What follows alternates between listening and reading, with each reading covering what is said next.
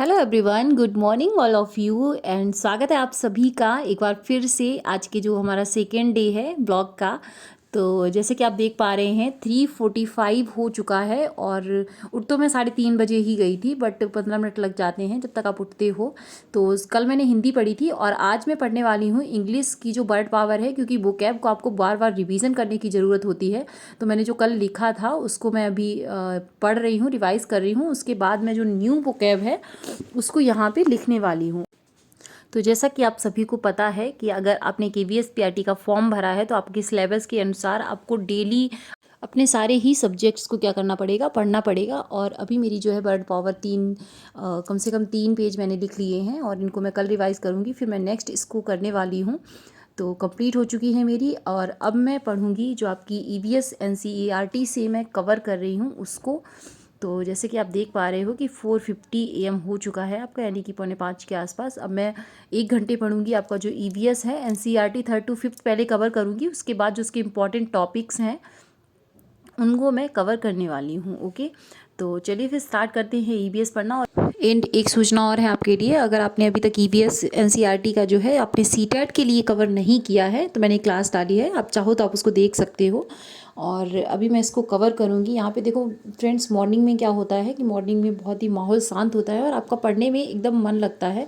तो अगर आपने भी केवीएस पीआरटी का फॉर्म वगैरह डाला हुआ है तो तैयारी स्टार्ट कर दीजिए, क्योंकि देखो एक दिन में हम बहुत सारा नहीं पढ़ सकते हैं, लेकिन अगर हम डेली कुछ कुछ पढ़ेंगे तो फिर हमारा सिलेबस जो है कंप्लीट हो जाएगा। ओके, और उसके बाद अब मैं कर रही हूँ मैथ्स में कल मैंने इंटीजर्स को फिनिश किया था और आज मैं फ्रैक्शन कर रही हूँ। देखो क्योंकि मैं बच्चों को ट्यूशन भी पढ़ाती हूँ तो मुझे सारे टॉपिक्स कवर नहीं करने होते हैं, जो इंपॉर्टेंट एक आध चीज़ मेरी नज़रों से बची हुई है उसको मैं कवर करूँगी यहाँ पे।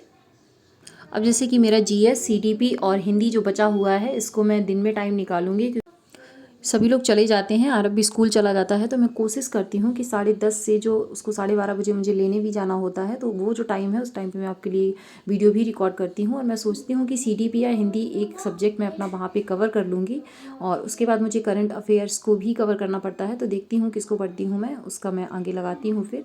और जैसे कि करंट अफेयर्स बच चुका है, अब आपका कितना 10:30 11 के आसपास हो गया है, तो अब मेरा सारा काम फिनिश हो चुका है। अब मैं करंट अफेयर्स को फटाफट यहाँ पे रिवीजन क्या मतलब क्लास करती हूँ। मैं काफ़ी दिनों से क्लास कर रही हूँ ना, तो इसलिए मुझे सारा कुछ नहीं लिखना पड़ता है।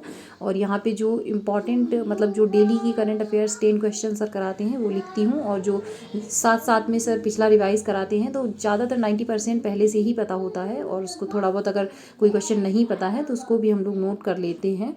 और आपने भी अगर अभी तक तैयारी शुरू नहीं की है तो शुरू कर दीजिए, और अगर आप चाहते हैं कि आप मेरे साथ लाइव पढ़ें तो आप मुझे कमेंट सेक्शन में ज़रूर बताइएगा। और बड़ा अच्छा लगता है जब आप अपना पूरा दिन एक 24 घंटे का और उसको कुछ मिनट्स में कुछ सेकेंड्स में बताते हो, तो काफ़ी इंटरेस्टिंग भी होती हैं सारी चीज़ें। और देखो काम तो बहुत सारे होते हैं पर अपनी पढ़ाई के लिए टाइम निकालना हमारी प्रायोरिटीज़ हैं, क्योंकि हमें एट द एंड जॉब चाहिए है तो पढ़ना तो पड़ेगा, है ना। और अभी मैं करंट अफेयर्स को कवर कर रही हूँ, जैसे ही ये हो जाएगा उसके बाद मुझे आप लोगों के लिए ईवीएस की वीडियो रिकॉर्ड करनी है। अब क्योंकि मेरे पास एक ही फ़ोन है तो मैं उस टाइम पे मैं नहीं दिखा सकती कि मैं किस तरीके से वीडियो को रिकॉर्ड करती हूँ।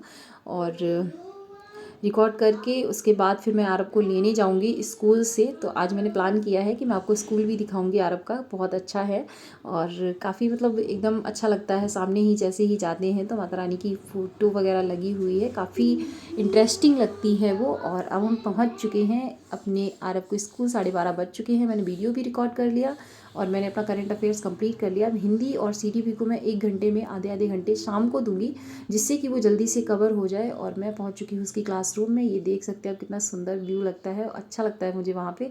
ये माता रानी की फ़ोटो है ना, तो उसके बाद 2 से 3 मिनट ज़रूर देखती हूँ काफ़ी, क्योंकि सरस्वती माँ की फ़ोटो है और हम तो मतलब इस टाइम पे तो हमें वही चाहिए तो इसलिए हम देखते हैं उसको बहुत ही अच्छे से। और अब आ चुका है स्कूल में, इसको घर लेके जाऊँगी, इसको खाना वाना खिला के लगभग आपका 1:30 बज गया है तब तक काम करते करते। और अब मैं क्या करूँगी, यहाँ पे मैं अपना सीडीपी का, इसको इधर टीवी देखेगा अब ये आधे घंटे कम से कम, तो तब तक मैं अपना सीडीपी या कुछ हिंदी जो भी मुझे समझ आएगा उसको रिवीजन कर लूँगी। और उसके बाद मैं शाम को देखती हूँ आधा घंटा आपका एक सब्जेक्ट जो बचता है उसको भी रिवीजन करूँगी। तो आप अपना छोटे छोटे टाइम स्लॉट्स में इस तरीके से बांट सकते हैं। और मुझे 4 से 6 में आरब को भी ट्यूशन छोड़ने जाना होता है और बच्चों को ट्यूशन पढ़ाना होता है, तो वो भी टाइम मेरा बिजी हो जाता है उस टाइम।